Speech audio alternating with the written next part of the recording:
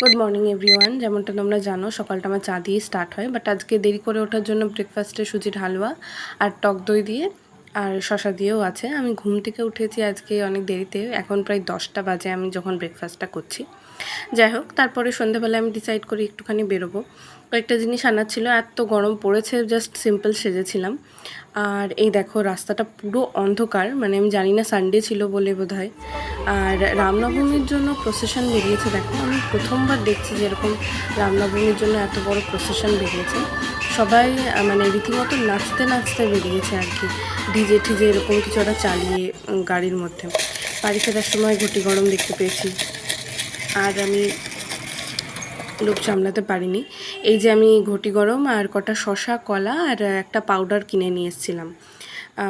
এত সকাল থেকে ডায়েট করে এত কিছু করে রাত্রিবেলায় ঘটি গরম, এটা আমি কিছু করার ছিল না আমার আর কি। আর রাতে ডিনারে ছিল বড়ার তরকারি, বড়া ভাজা, বড়ার তরকারি, একটা লঙ্কা, দ্যাটস ইট।